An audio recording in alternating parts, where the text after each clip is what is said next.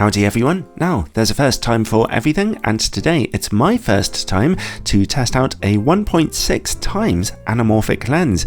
Observe Exhibit A, the Sirui Saturn 50mm T2.9 1.6 times full-frame anamorphic.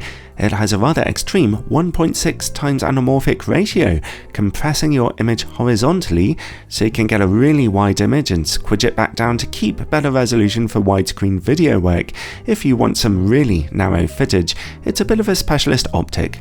While this is indeed a 50mm lens, the additional anamorphic glass elements on the front make this lens actually much wider when used on a full-frame camera. Well, on the horizontal axis anyway.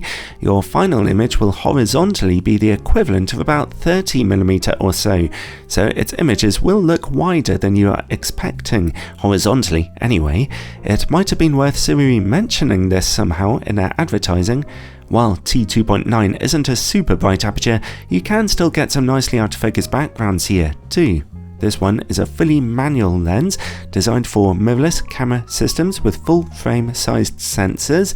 It's available on Sony E, Canon RF, Fujifilm X, Nikon Z, and on L-mount camera systems.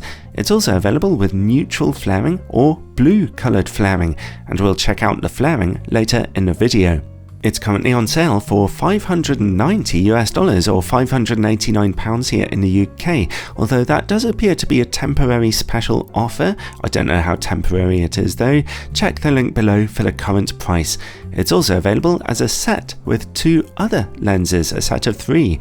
So this one, a 35 and an 85mm optic for about $1,500, which is potentially a good deal, if the lenses are any good, of course. I'd like to thank Sirui for sending me one of these lenses for evaluation, although as usual this is a totally independent review. We'll be looking at both its strengths and weaknesses. As I mentioned, it's a fully manual lens, manual focus, manual aperture, and no built-in image stabilization.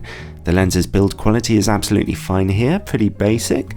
It's made of metal, and at 390 grams, or nearly a pound, it has a little weight to it, but it doesn't feel unbalanced or front-heavy. Sirui have actually designed this lens to be smaller and lighter than other 1.6 times anamorphic optics on the market today, and it certainly is.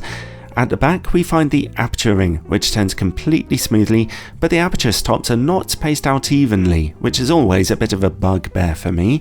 The metal grooves on the focus ring look super distinctive and feel rough on your fingers, but obviously they are designed to be compatible with follow focus systems, and the focus ring does turn very smoothly with decent enough precision. While the focus throw doesn't look very long here, you have to take into consideration the lens's rather long minimum focus distance of 90 centimeters.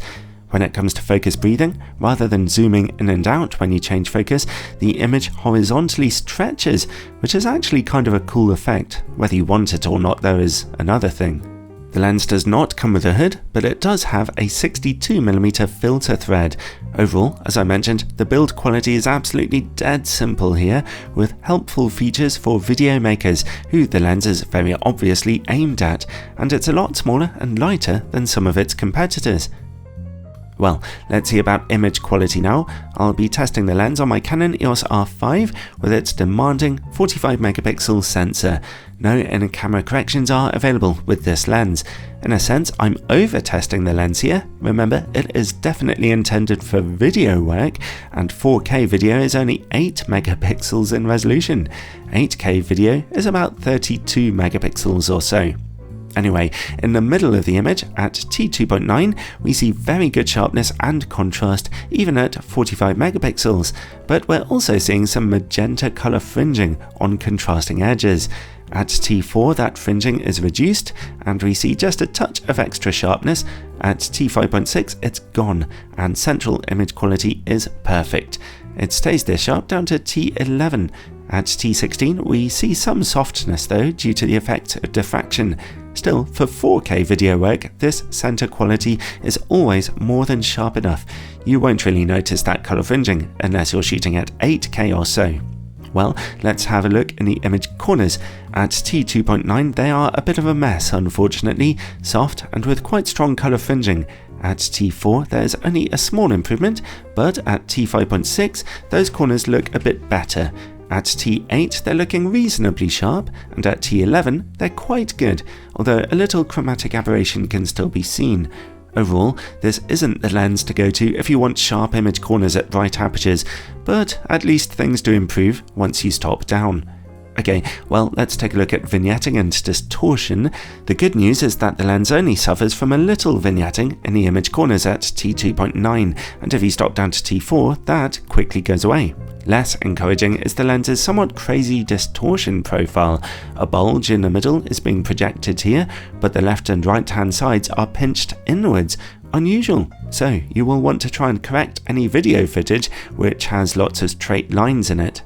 Next, close-up image quality, and unfortunately this thing can only shoot down to 90 centimeters, which is quite a limitation you should bear in mind.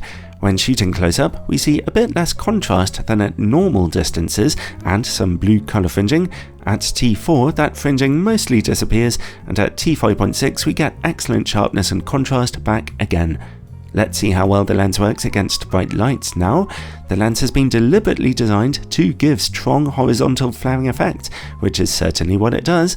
This is the neutral flaring version of the lens. You can also get a version of the lens with blue flaring.